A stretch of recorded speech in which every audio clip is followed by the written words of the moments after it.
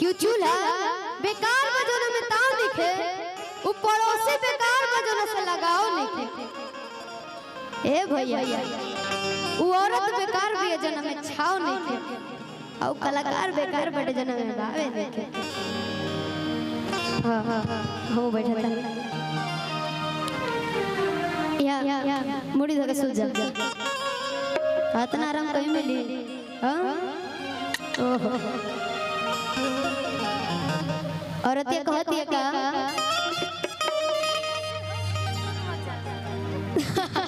इतना आराम मिली तो सोती जे कि आज हो पहला मिलनवा मिलल सजन से सजनवा कि मोरे अंग अंग गुलाब नियन खिलल बाबा दनवा सुधा कि सुनी सुनी भगवान जन बिहान होके दी ए भगवान जी बिया भाई गौना खातिर इतना तड़पने गौना हो गइल बा अब मत तड़पाई कि आज राजा जी के कुरवे में जवान होके दे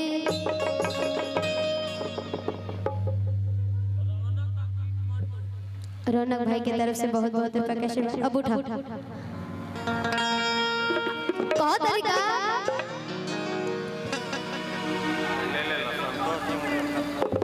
संतोष भैया मुजफ्फरपुर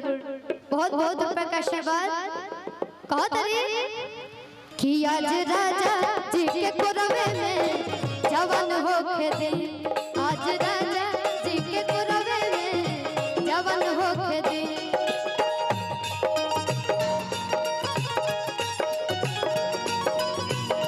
आज हो पहला मिलनवा मिलल सजन से सजनवा मोरे अंग अंग गुलाब नियन खिलल बाबा दनवा सुनी सुनी भगवान जन बिहान होके दे सुनी सुनी भगवान जन बिहान होके दे कि आज राजा जी के कुरवे में जवान होके दे आज राजा जी के कुरवे में जवान होके दे आज राजा जी के कुरवे में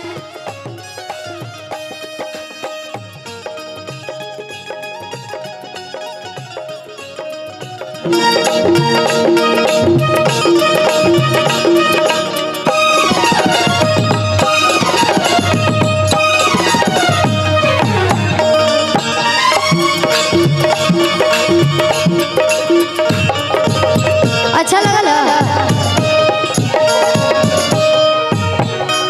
बस और अच्छा लगा और क्यों अच्छा लगा अरे भैया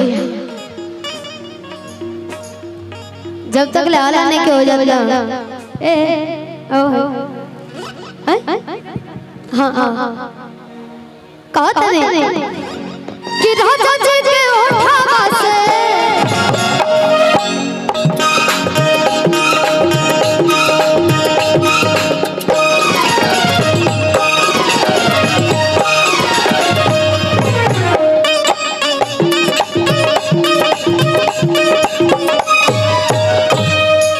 क्या बात है हाँ हाँ हाँ हाँ भैया भैया भैया भैया भैया उठी उठी उठी उठी उठी भैया में बड़े बढ़िया टैलेंट बा बस बस बस बस चेहरा देखम जा बस चेहरा होने देखते होने मुड़की मारेगा कहे का मतलब बाबा ना माने कमलबास कुंवर के झाल आ दीपक दिलदार के बाल का कोनो जोड़ा नहीं है।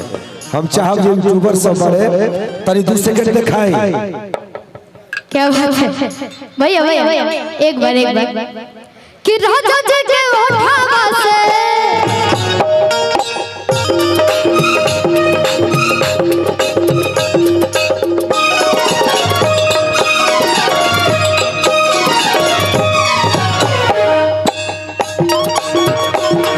क्या बात है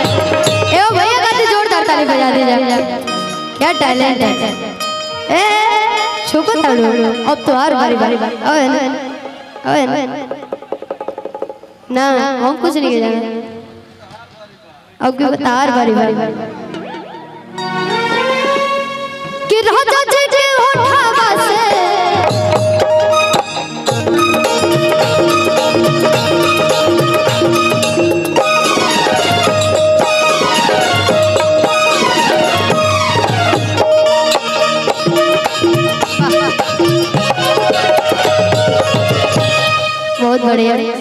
बहुत बढ़िया प्रस्तुति। एक बार ये तीनों लोग खातिर ताली बजा दीजिए। बहुत मेहनत करता लोग कि भूख भूख बोले हमारा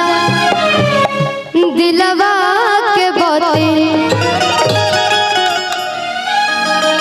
कि राजा जी के उठावा से उठ जब सटी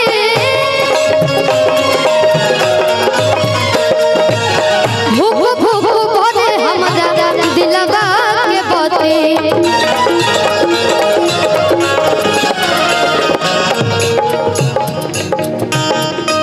हिया जो भलभ के दरियावे में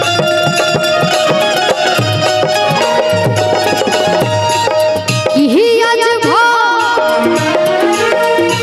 आर लभ के दरियावे में नेहान हो दे कि आज राजा जी के कुरवे में जवान हो के दी आज राजा जी के कुरवे में जवान हो के दी आज राजा जी के कुरवे में जवान हो के दी आज राजा जी के कुरवे में जवान भैया भैया कोशिश कर सकता नहीं हाँ अगर ए म्यूजिशियन पर गा दे तब कोई भी गा दे सपोर्ट कर दे हाँ